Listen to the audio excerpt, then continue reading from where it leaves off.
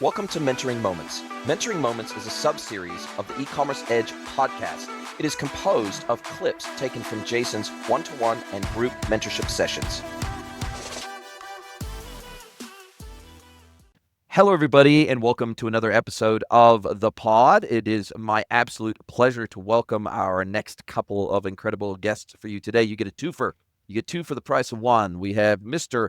Arthur GLINKIN. I hope I've said that correctly. And then we also have Daniel Sandler. And these guys are the founders of S&G Bookkeeping. Welcome to the podcast, gentlemen. Thank you so much for having us. We appreciate it. It's a pleasure to have you along for the ride today. Now, you guys run a bookkeeping service specifically targeted at D2C, direct-to-consumer, e-commerce brands doing under $10 million a year in revenue. So definitely that really clear SMB D2C brand space. How did you guys decide to target and double down on the SMB D2C space? What was it about D2C brands that you went, hey, I think these guys need some specialist help to help them grow their business and organize their finances in such a way that they're going to become a more sustainable business, a growth-oriented business, etc. What drove you in that direction? Yeah, I could take that one, Dan, but it's kind of a big coincidence how it all happened, because Daniel and I, when we started S&G Bookkeeping, like most small business owners, we were just desperate for clients. We would take anyone we can get. But luckily, one of the first people to reach out to us through the QuickBooks Pro Director Advisory, which is just once you pass your QuickBooks exams, they put you on there. So a good way to get your name out. But she actually reached out to us. She said she had an e-commerce business that she needed some help with. Her current bookkeeper, he didn't want to do e-commerce anymore just because it was a pain to deal with the bookkeeping. So they're looking for someone new. And Daniel and I, we said, of course, like I said, we needed anyone who would take us. We would agree to work with them. Once we actually took a look at their books, this guy that was working with them, he's been in the game for 40 years. And we looked at his books, even though we were youngsters at the time, we looked at those books, we were like, this is crazy. This guy's been in the game for 40 years. And they think this client, she thought that he was doing a great job. And we come from an accounting background. So we were looking at those books. We were like, this maybe for your average e-commerce seller, it's a good accountant. But other than that, if you just look at some of the numbers, we were like, what does this guy do? There's a lot of room for improvement here. So after we started working through that, we realized, yeah, e-commerce is complex, but if this guy who's been in the game for this long is doing a job like this, I'm sure there's plenty of other bookkeepers and e-commerce owners who are having the same issues. That's where we started our e-commerce journey at. Yeah, it makes absolute sense. And what are the things that you saw, like right from the beginning? What are the things that you saw that are common to a lot of these SMBs, these 10 million or less annual GMV businesses that you just see repeating time and time again, these sort of common mistakes? Is it the fact that they don't understand unit economics? Is it that they don't understand contribution margin? Is it that they don't understand COGS? Is it that they don't understand cash flow? Is it that they hold too much inventory? What are the 1, 2, 3 things when you start working with these mid-sized SMB brands? What are the things that you typically see, the mistakes that you see that they make over and over again, that you could go in and you can give them a new lease on life, so to speak, a new view that says, hey, look, we're actually going to, instead of just being like a tax accountant at the end of the year that's going to help you prepare your taxes, we're going to actually come in partnership with you and help you run your business better. Just walk me through that. Yeah. So now obviously that we have a lot more experience with the e-commerce space compared to when we first got into it. We knew our basics, but there's just so much that we learned over the year that we've been in business working specifically with e-commerce. So when you said top 3 things, I mean, there's way more than 3 I can name off, but the top 3 I would notice, and I want to preface this by saying that e-commerce accounting is one of the toughest niches, you can call it, toughest industries to actually take care of the books, because you have so many things. You have sales tax, you have tariffs now. Obviously, that's big in the news. You have cost of goods sold, inventory tracking. If you're dealing with third-party logistics software, you have to be able to find a way to integrate all of that into one place. So number 1 is sales tax. And from my experience, that's the thing I don't want to say I struggle with, but that's the thing that I took the most amount of time to actually understand. And the reason for that is because through my research in sales tax, there's over 11,000 different tax jurisdictions in the US that you have to keep track of. So I don't care how good you are of an accountant, but you're not going to be able to keep track of 11,000 different tax jurisdictions. So understanding, do I even have to collect sales tax in the first place? And when I do, how often do I have to remit it? Do I have to collect it from every single customer? What are the penalties if I don't remit the sales tax? So that's number one, sales tax. Number two is, I would say, cost of goods sold. Just talking to e-commerce owners, analyzing that, especially like I mentioned with the tariffs now, most people don't know exactly how to treat their cost of goods sold with these tariffs. And that's because the treatment for them is a little bit more difficult than your typical items without those tariffs. And I don't want to start talking accounting jargon, get into the technical stuff, unless that's something that you think is vital for your audience, which I have no issue getting into that. But just understanding how the cost of goods sold functions, even with those tariffs as well. And then number three is, I don't know, it's a tie either. I would say tracking your inventory correctly or properly being able to integrate all of your sales channels into one platform like QuickBooks Online. I think I'm going to go with that one actually. Yep. That would be my number three. Trying to find a way to integrate all these different parts of the puzzle and put them into one accounting platform like QuickBooks Online.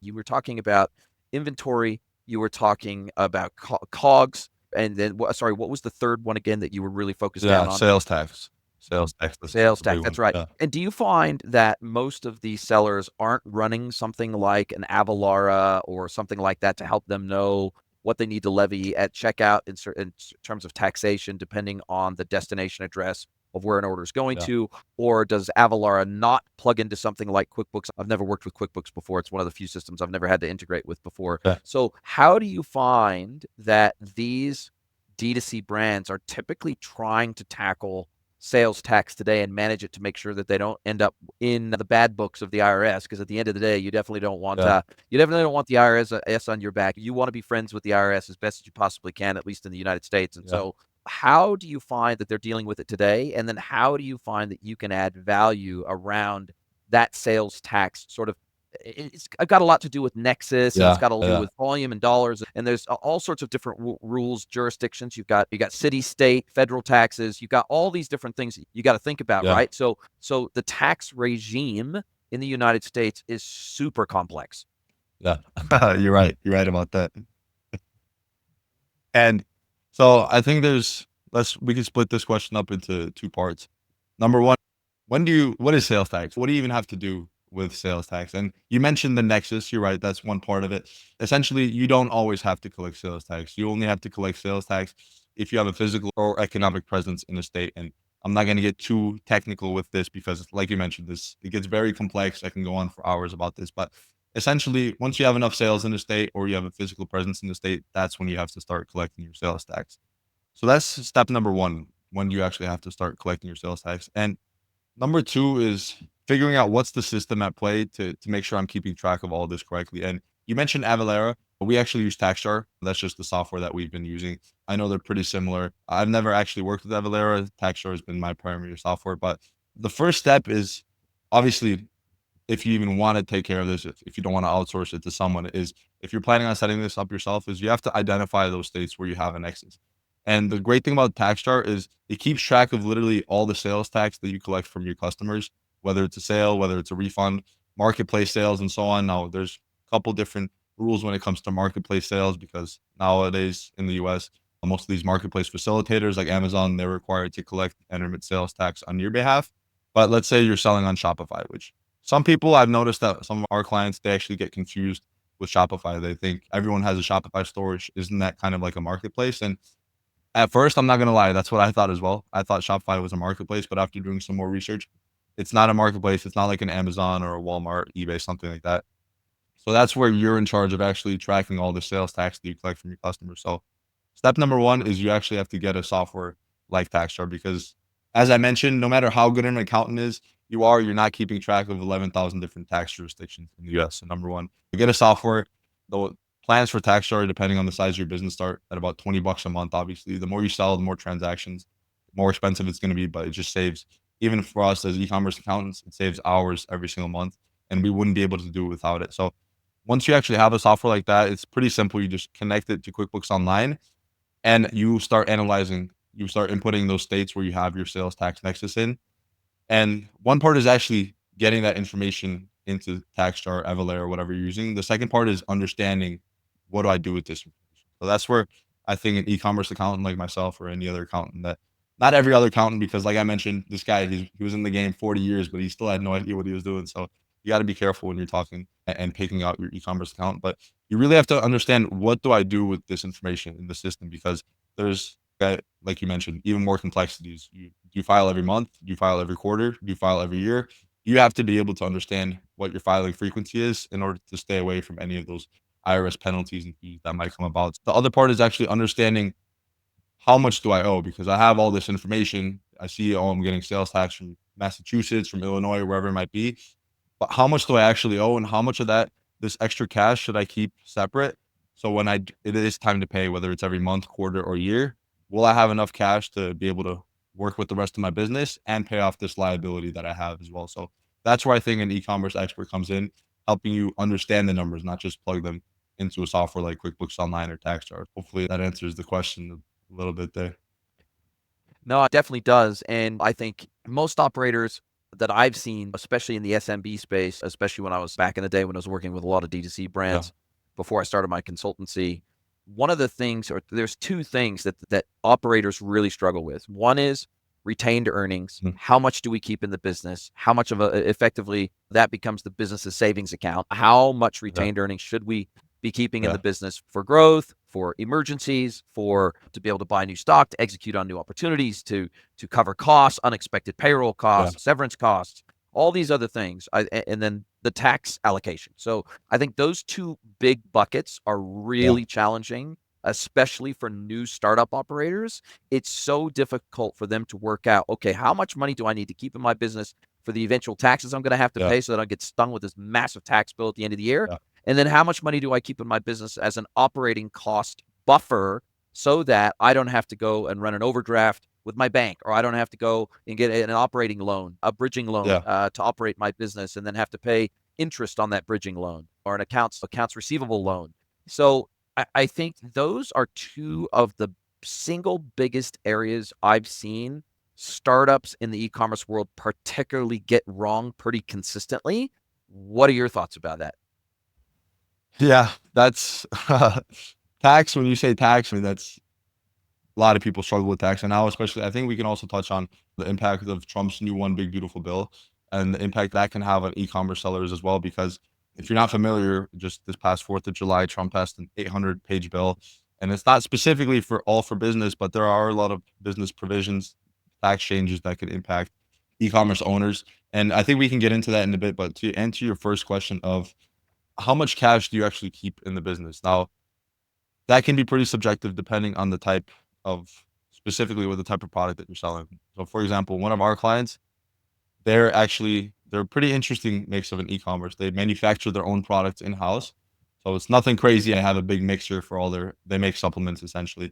And they manufacture all their products in-house. So obviously they're not buying hundreds and thousands, or depending on the size of your business. We have another client who, they just spend 50K every single couple months from China, plus tariffs added on top of that. So that's something else that you have to keep in mind when you're talking about, how much money do I have to keep in the business to pay off all these extra fees that I have to keep, obviously, to keep the business running in addition to my tax bill.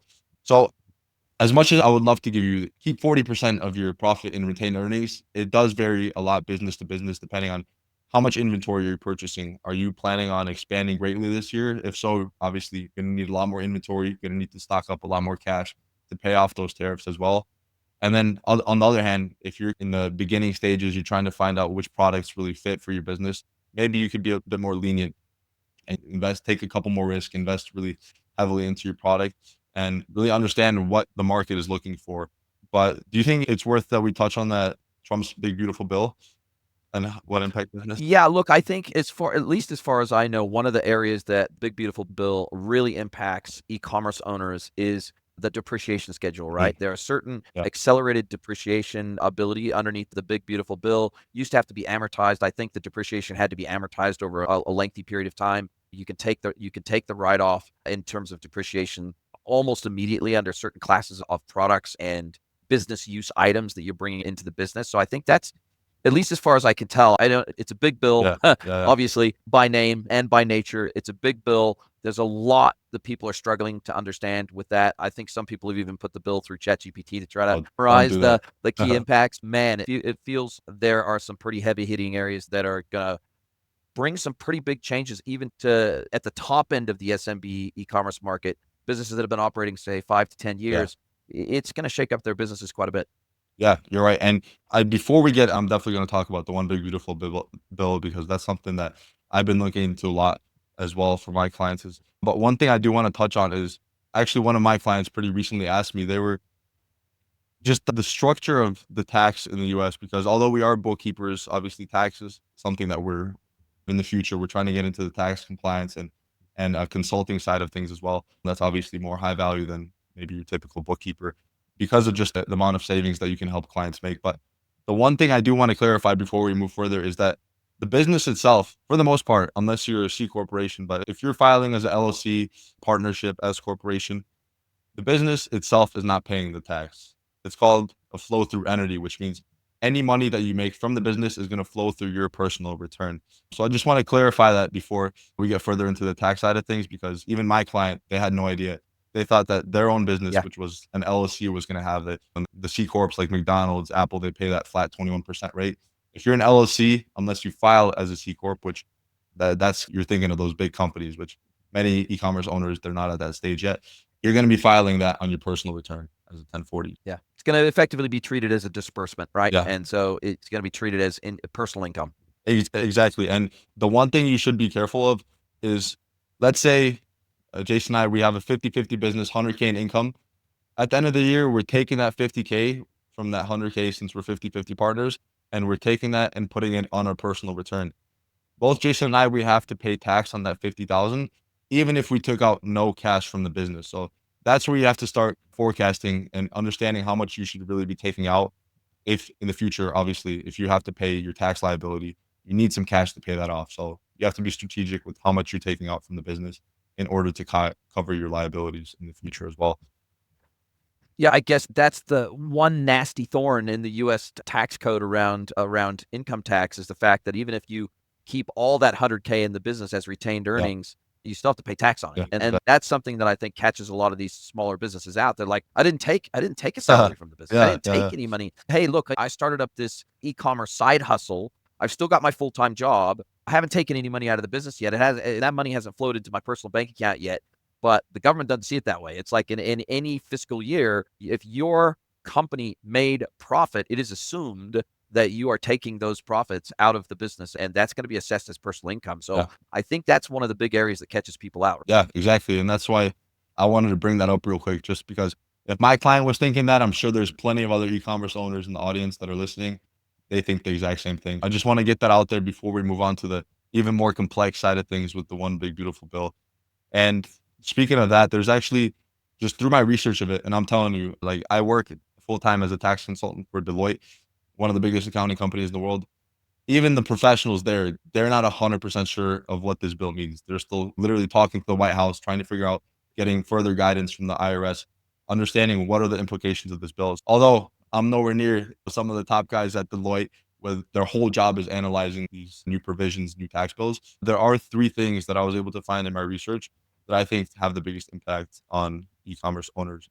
And two of them actually do have to do with that depreciation, like you mentioned. I guess I could just go through them real quick. And the first thing is actually Section 179. So I don't know, Jason, have you ever heard of Section 179? No? Yeah. Never. Okay. So Section 179, that's basically an immediate deduction for any assets that you purchase for your business. So the theory behind that is, if you just think about depreciation in general, from the typical, you get a 5-year asset, you get a vehicle for the business, machinery, whatever it might be, and you think you're gonna use it for the next 5 years. Let's say it was $10,000. Typically, you would just take that $10,000 divided by 5 years, and that gives you a $2,000 per year depreciation expense. Now, obviously, for tax reasons, you can take accelerated depreciation to give you a tax benefit earlier. And the reason for that is, you're gonna come up to a business owner and you say, you can get this whole tax benefit now, or you can get this tax benefit 5 years from now. Which one would you pick?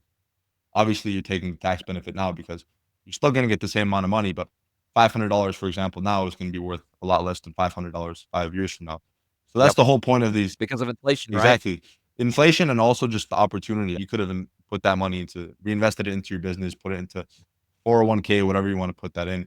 So yeah, you're right. The inflation and just the opportunity cost of that tax saving that you could be getting. So Section 179 basically takes this to another level. And with Trump's new bill, essentially you would previously before the bill was actually enacted, what you could be able to do is deduct 1.25 million of any assets that you purchased in the year. So if you bought 1.25 million dollars worth of vehicles, machinery, equipment, whatever it might be for your business, you can take a deduction and get that tax benefit right away. What he did this year and going forward into 2025 is he doubled that to 2.5 million. So instead of only getting a $1.25 million deduction, you now get a $2.5 million deduction, which, I mean, if you're a small business and you're like, dude, I just spent 10K, I made 10K in profit this year. What are you talking about? 2.5. It doesn't apply to you. But if you're a multi 8-figure dollar business, then this is huge. 1.25 million per year that you can take in extra deductions just for any assets that you purchase for the business. Plant, equipment, anything you buy. Yeah, like the accounting jargon is PPE, property, plant, and equipment. Anything you buy provides you long-term value to the business. That's something that can be deducted. So I do want to caveat this and say it is really good. Obviously, it's a great if you're spending $4 million or $5 million on your inventory, or not your inventory, but your assets every single year, you got a huge business, first of all. So in order to counteract this, kind of you can call it counteracting, but essentially to if you're that big of a business, they still want their tax money from you. One thing to note is that it starts to phase out at the exact threshold is $4 million. So once you actually buy more than $4 million worth of assets in the year, then it starts decreasing that $2.5 million deduction. So if you spend 4.1 million, that deduction decreases to 2.4 million and so on. Up until if you do the math real quick, you'll see that once you're spending 6.5 million, then you get zero deduction. Oh, yeah. Wow. But you could still amortize. Let's say you did $6.5 million in asset purchases. You could still amortize that over 5 years or whatever. You just couldn't get it all up front, or you just can't take the deduction at all. So you're still going to be able to depreciate those assets that you purchased. And for tax Yep. purposes, it's called, I don't know why they make it so complicated. It's called MACRS, or Modified Accelerated Cost Recovery System, which they could have just called it depreciation, honestly. Uh-huh. What that allows you to do is you're still going to be able to depreciate your products. You know how we talked about you take that $10,000 asset, divide it into 5, you get that $2,000 depreciation. Yep. You're still going to be able to do that. And with the tax side of things, you get a little bit more than 2,000 per year. You get maybe $4,000. It's called double declining, and that still gives you a better tax Yep. benefit. But it's only that $6.5 million threshold that I talked about only relates to this Section 179 deduction specifically. Okay. Yeah, So you can't take okay. So you can't take like an accelerated deduction. It's basically what it. yeah, yeah. You can't take that deduction in year one, basically the year of purchase. Exactly. Yeah, in the year that you place that asset into service, that's the year when you can take that deduction. Amazing. Amazing. And when we think about one of the challenges that a lot of these small businesses have is understanding what inventory they should be holding of a SKU at any Yeah, given point in time. Now in my experience, most small businesses like this, they severely underestimate the damage that is done to their business when they have a stock out scenario, especially if they have a stock out scenario on a popular item. yeah, Because what happens is the impact is cumulative. It's not, you can't look at the impact of inventory shortages in isolation. And let me give you an example. So, what we looked at is that in the last retail brand I worked inside of, we were doing thousands and thousands of orders a month, purely through e-commerce. It was a pure play e-commerce okay, business. And what we found is there was a direct correlation. So we run in our ERP, we ran an ongoing calculation of average percentage of inventory in stock, or inventory items in stock on a rolling basis. And we could calculate that in NetSuite reporting. And we could say, okay, for this month, we had an average of 75% of our catalog in stock, or 80% or 90% or whatever it was. And we could directly overlay that on our conversion rate over the same month period, and they were directly correlated. Basically, as the inventory percentage of catalog in stock went down, the conversion rate would fall off a cliff. Now, yeah, It's easy to understand why that would be, not just because you were losing the sales of the items you didn't have in stock, but if your average cart size is 2.5 items, for example, or 3.5 items, or whatever it is, what you will do is if you start doing the research on your cart composition, you will find that your top sellers, something like 70-80% of the time, tend to be in those carts, in those composite carts. And so when someone abandons a cart because you don't have an item in stock, they're not just abandoning that one item, they're abandoning the whole damn cart. Yeah, And when they come to your website, they want to buy that entire cart because they're incentivized with free shipping threshold, yeah, incentivized with loyalty points. They're incentivized with a whole bunch of different things, right? And so they're like, if this place is out of stock of that one item that I really want, I'm going to go to another competitor that has all those items in stock so that I get all those cumulative benefits of that 3, 4, 5 items in my cart, yeah, right? And so I think that most of these small brands do not understand the devastating effects of being out of stock, particularly of your top 20% moving SKUs. And I just think if you're going to run out of stock of something, don't let it be the yeah. top 20% of your catalog. It's as accountants, obviously, we're focused on going back. We're focused on analyzing what happened in the past rather than trying to predict the future. That's when you think of finance, that's more of your financial.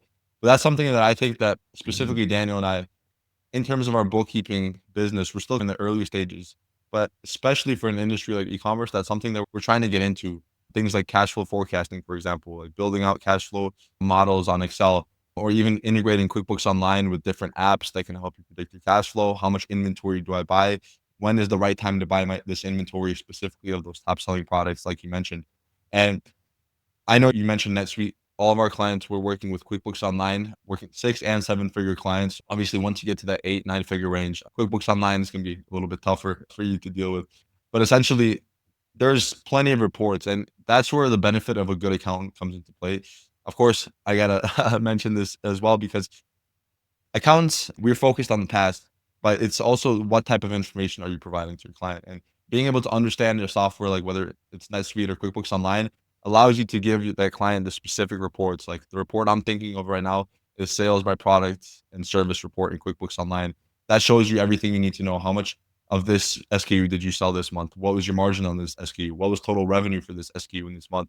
And that can help clients understand specifically what are the top sellers that I'm currently profiting the most of, and then when do I actually have to repurchase this inventory? When is the right time to actually swoop in, make the right inventory purchases? Obviously, if you're dealing with vendors from China, if you're putting purchase orders, it can be months down the line where that inventory actually comes into play and you can actually resell that to customers. So planning, kind of having your accountant step away from their typical role of just being the historian, understanding what happened in the past, but understanding or at least trying to help you predict what's going on in the future with specific reports to your business. I think that's where an accountant can really make a difference, especially for an e-commerce brand like many of the listeners we have on this podcast. Yeah, and one of the other things that I see that pretty routinely is a big challenge, and there's platforms out there like Profit Peak, and there's other analytics, digital analytics platforms, Store Hero, and other things that'll plug into Shopify to help businesses better understand their most profitable items,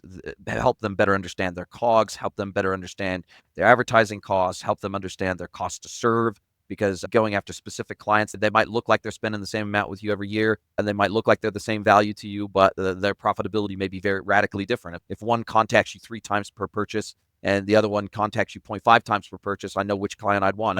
If Yeah, one has a return rate of 80% and the other customer has a return rate of 10%, I know which customer yeah, I'd want yeah, more exactly. of. And so there are these platforms that help you better understand who your most profitable clients are, who your which products are the most profitable, which channels are the most profitable. There's systems and platforms out there that plug directly into Shopify that can give you that data visualization in a way that something like a QuickBooks, it's never designed to do. You're designed to understand really basic COGS within something like a QuickBooks, but it's gonna be very difficult for you to understand all of the levers that you can pull in your business to make it more profitable over time. But one of the things that I think businesses really struggle with is they struggle with understanding profitability. Full stop. They do not understand what the profit they are making off of every sale. Now the challenge with that is that do you take blended COGS, for example? Do I take SKU specific COGS? Do I take a first in, first out approach in terms of inventory? And do I calculate inventory based on those blocks of inventory? Or do I, when I receive more inventory before I've sold out of the old inventory, do I blend that Yeah. together and say, now every one of these items that I sell moving forward are a blended profit of X? Versus do I wait till I sell down through the old inventory at the old profit margin? So there's a ton of complexity. What I'm saying Yeah. is there's a ton of complexity, even for the businesses that want to understand profitability and they want to make sure that they set prices that ensure they are profitable from sale number one with a customer. Yeah. That is just super hard to calculate, right? Yeah. It's just super hard to get right. And when you're talking about blended, the word you're looking for is weighted average. That's like the accounting term for it. Weighted Yes. average cost of goods sold, where you just take the old items, take the average with the new items, and then you have your updated cost of goods sold. But yeah, you're right, because especially now with the tariffs, and I do want to preface this by saying it does depend specifically what type of accounting method you're on, because I'm sure you're familiar at least a little bit with some of the accounting methods that are available. Accrual. Yeah. Yeah, exactly. Cash or accrual. Now, listen, first things first is if you're an e-commerce owner, I'm going to tell you right now, stay away from cash accounting. And the reason for this, I think it's important that we actually make the distinction real quick, just so the audience can understand. But cash accounting, you have an expense once you actually pay that expense. You have income once you actually receive cash from your customers. Accrual accounting is a little bit different because it recognizes an expense once you incur an expense. So if you get a bill from one of your utilities vendor or whatever it might be, then that's an expense. And obviously in the e-commerce space, typically having sales receipts, you're getting paid immediately on the point of sale.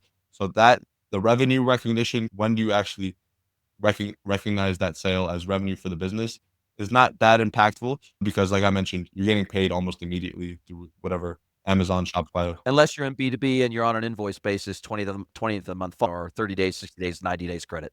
Yeah, exactly. But obviously, we're working with DTC companies, so they're usually getting paid unless they have. They're getting paid before the goods even ship. Yeah, exactly right. You don't have to worry about that as much. The issue comes in when you're dealing with vendor bills and cost of goods sold. And the reason for that is because accrual accounting is very helpful. It might be a little bit confusing for small business owners because your net income on an accrual basis is going to be different than the cash that you have on hand. And that's very confusing. I've noticed that for our clients, that's something that they struggle to grasp because they say, "Oh, I made $20,000 this month, but my cash balance went in the bank went down 5,000. What just happened?" And what you have to understand is there's a lot of things that can impact your cash balance on hand, but don't impact your net income, like any inventory purchases, for example. That's a big one, obviously, in the e-commerce space. When you buy your inventory, on a cash basis, the reason I don't like cash for e-commerce is because if let's say you have a big $50,000 inventory purchase in January, and that inventory is going to last you the rest of the year, and you have $100,000 worth of sale in January. Since you bought that inventory, that $50,000 worth of inventory in January, that goes straight to your cost of goods sold expense. So if we don't look at anything else, your gross margin is going to be $100,000. But if we go to February and you still have that $100,000 worth of sales, because you bought all that inventory in January, that $50,000 expense is only going to be in January. So your gross margin that next month in February is $100,000, which, I mean, if you're just Yeah. analyzing it from, Makes yeah, no sense. it makes no sense essentially. So the good thing that Accrual does is it matches your expenses when you actually have those expenses. And when you're thinking about inventory, that expense is, we call it cost of goods sold. So you're actually marking that expense of cost of goods sold as you sell the products, which when you think about it, that's makes more sense. At least to me, that's the way I think about it. And that really, when we work with clients, what they have to do is in QuickBooks Online, it's essentially a first in, first out basis. So what that means is if you buy a batch of products for $5, 10 of those products for $5, your cost of goods sold is going to be $5 per product until all 10 are sold out. Then you get another batch of 20 items for $6 a piece. Your new cost of goods sold is going to be $6 a piece until all 20 are sold out. And it goes in a line until you obviously run out of items completely. But we're hoping that's not the case for our clients or for anyone trying to start their own e-commerce store. So I do want to touch on this. I think FIFO, if you're thinking about it, that's what QuickBooks Online uses. That's what we're used to with our clients. In terms of simplifying the process, I think FIFO is probably one of the better options. And one big part of this I do definitely want to touch on is we keep talking about these tariffs, but how do you actually keep track of these tariffs on your cost of goods sold? I think that's something that a lot of our clients were very confused about when we started, or when they even started hearing about the tariffs on the news. And once again, I'm not going to get too jargony, not too technical in here, but what you want to do is, the accounting rules are the value of your inventory, are the cost of the inventory, first of all, and any other costs associated with getting them ready for sale. So let's do some quick examples. So if you bought $100,000 worth of inventory, that's just the sticker price on that inventory. But obviously you have freight and fees, duty fees, tariff fees. Let's say all those additional fees that you have to pay to get your inventory item into your warehouse or your 3PL, Amazon, whatever it might be, are an additional $30,000. That $30,000, it's not an expense right away. It's actually added to your inventory cost, and then over time, as you make those sales with those new items, it's gonna be expensed as cost of goods sold. So over time, that does increase your cost of goods sold. It's not an expense right away, and that's another thing that you have to keep in mind of, and an e-commerce specific accountant can actually help you analyze that cost of goods sold and the impact that those tariffs can have as well on your financials. Something to keep in mind. I know I wanted to bring that up because our clients were confused about that when they heard about that.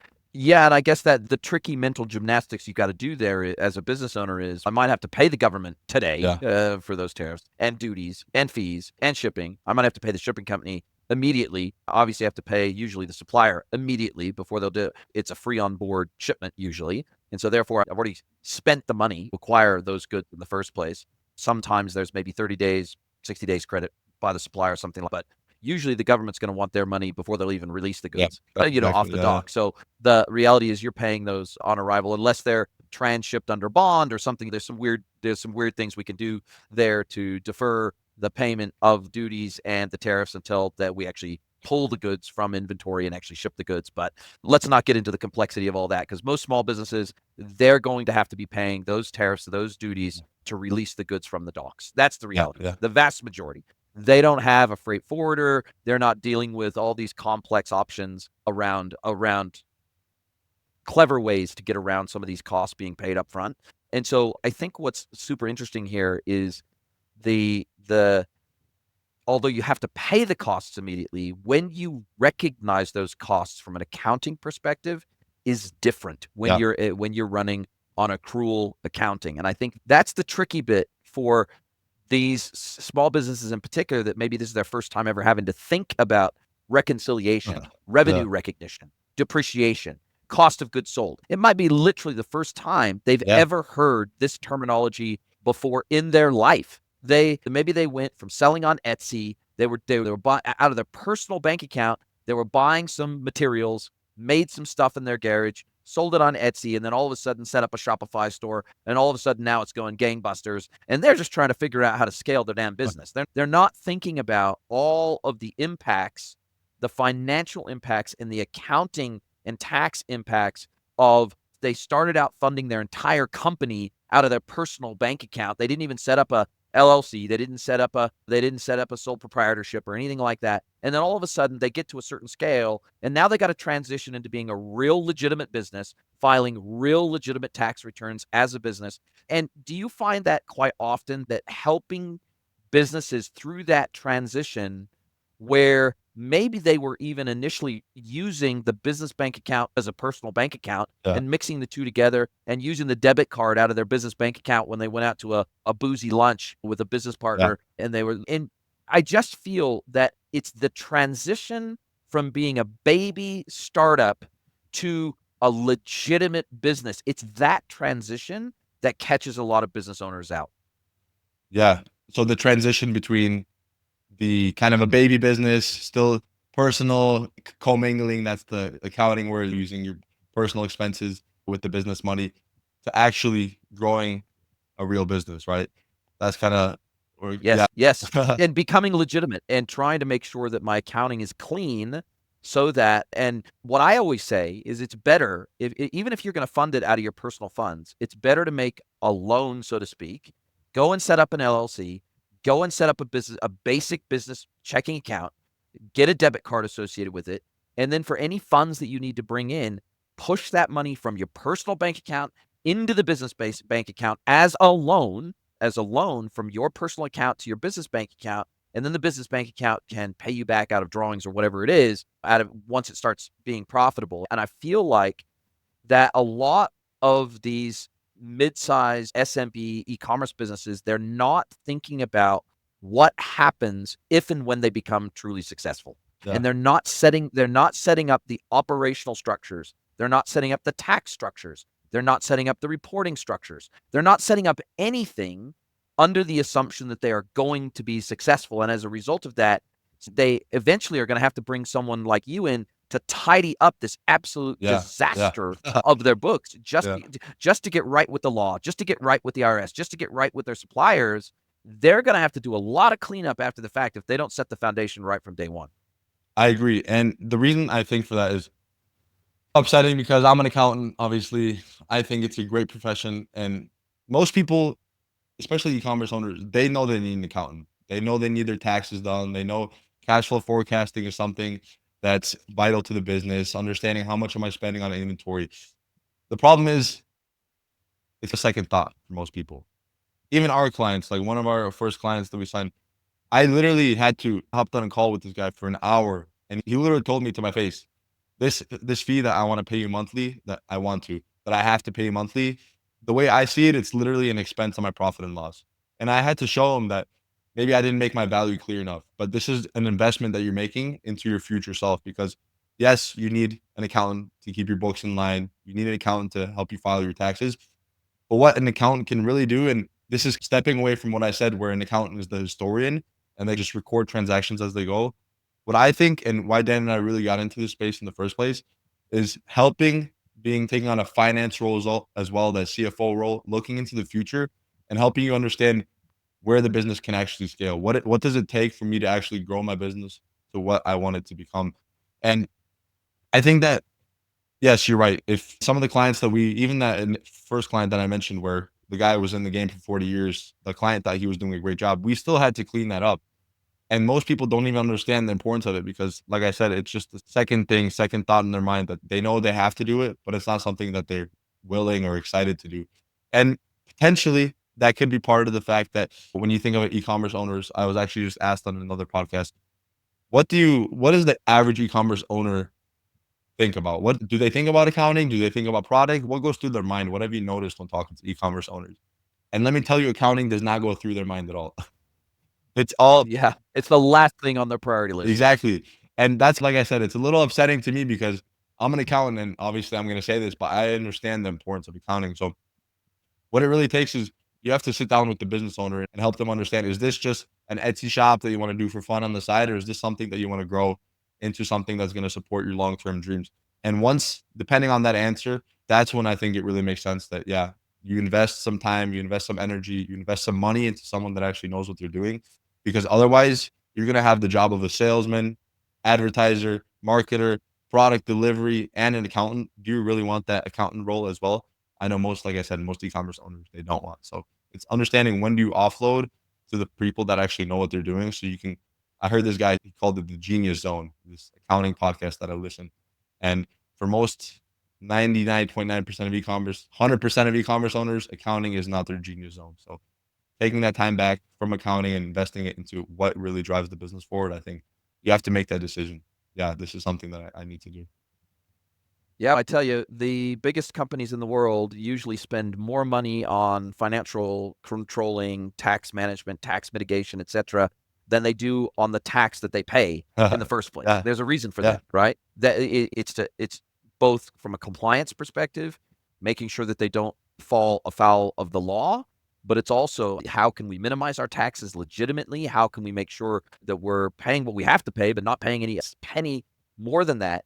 But it's also just financial rigor, full stop. Like they understand that most of the biggest companies in the world, they are financial arbitrage businesses. That's what they are at the end of the day. They might be selling you some goods, the Walmarts of the world, the Amazons of the world, but these are financial arbitrage businesses, and they make a tremendous amount of money just off the money that they have and the money that they make, right? And the investments that they make outside of their core, what we perceive as their core line of business. If it's good enough for the biggest businesses in the world, it's probably super important that those of us with less financial acumen than the financial controller of $1 billion business, has, Yeah. or a CFO has. It's even more important for us to have somebody in our corner that can help us navigate the treacherous waters of finance of a small and medium-sized business. Look, I'm on board with this. I'm on board with exactly what you're saying. I think you should.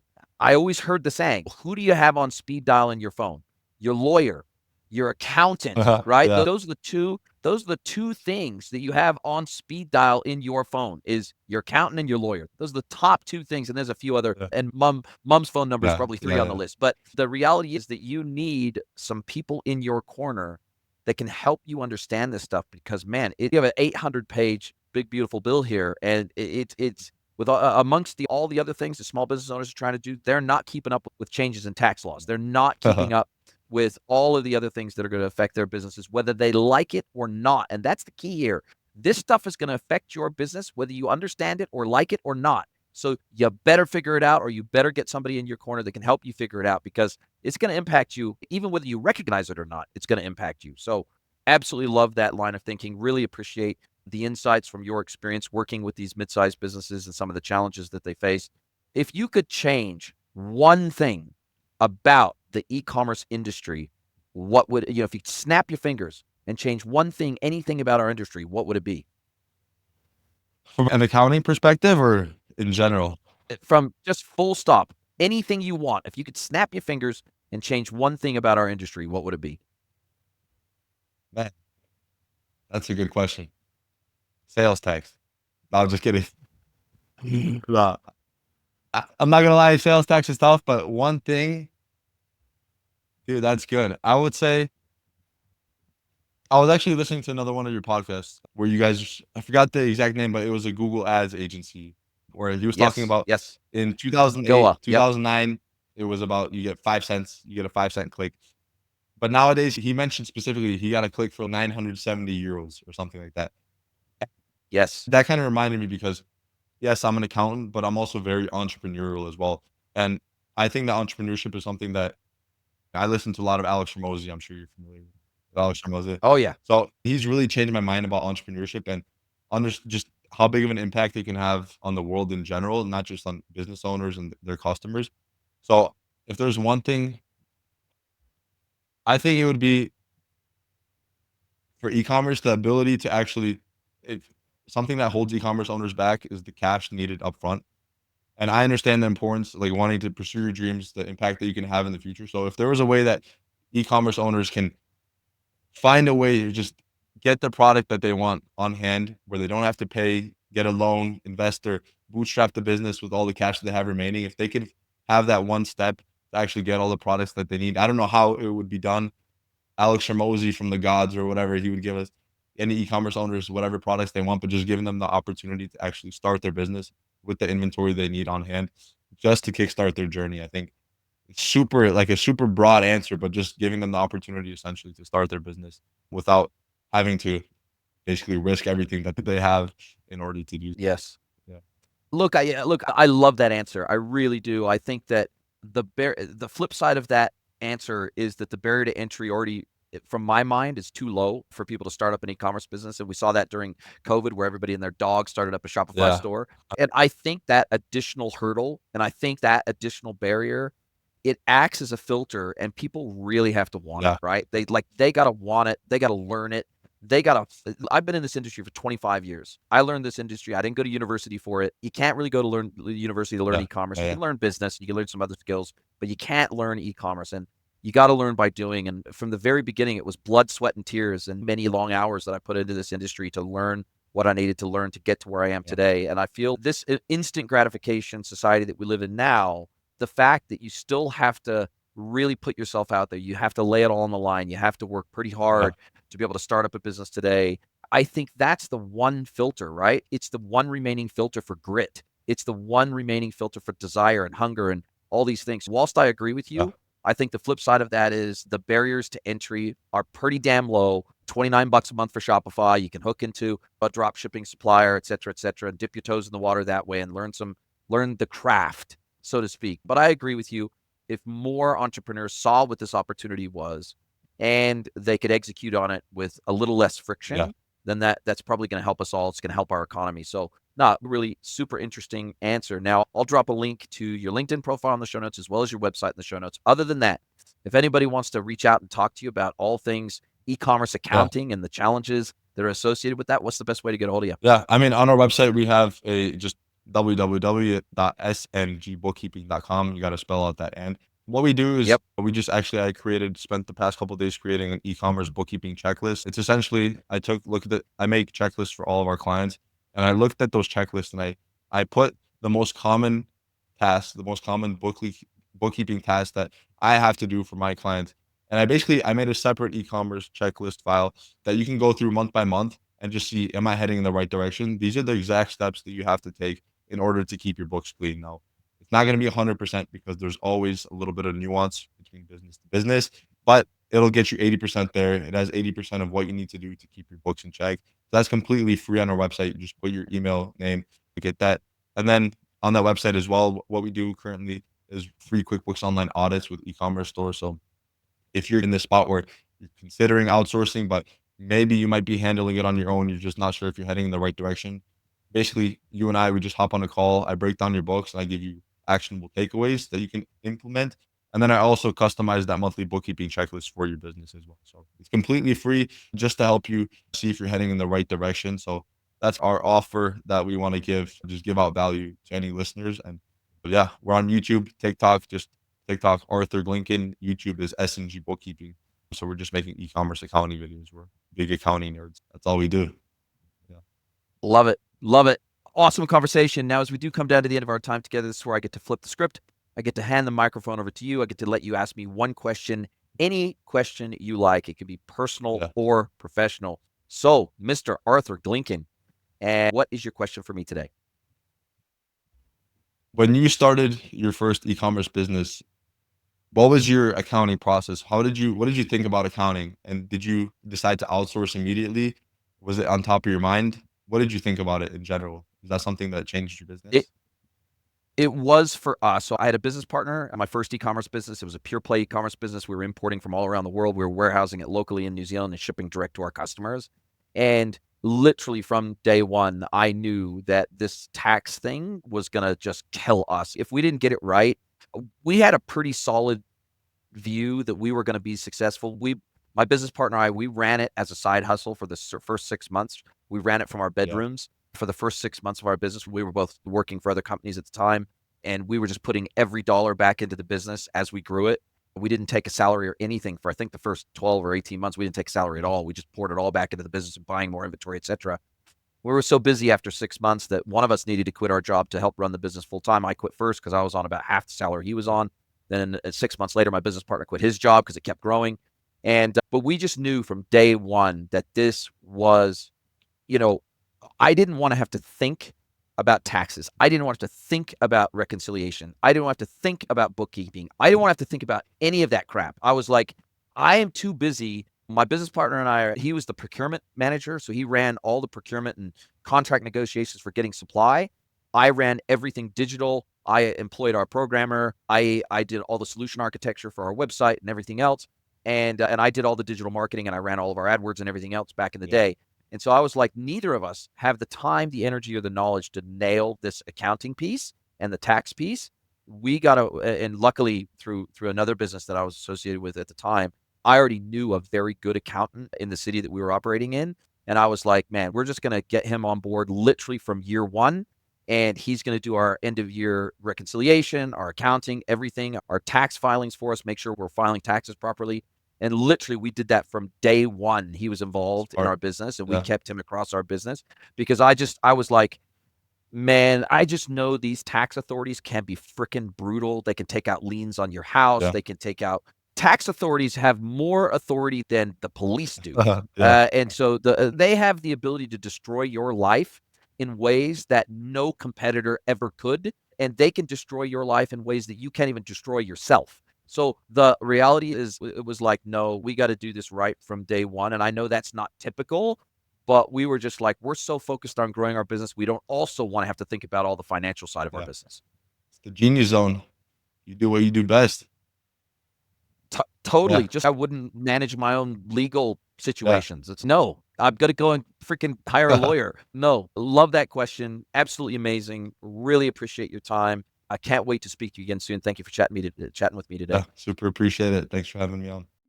If you'd like to get mentored by Jason for free, head over to greenwoodconsulting.net, scroll to the bottom of the page, and click Get Mentored by Jason.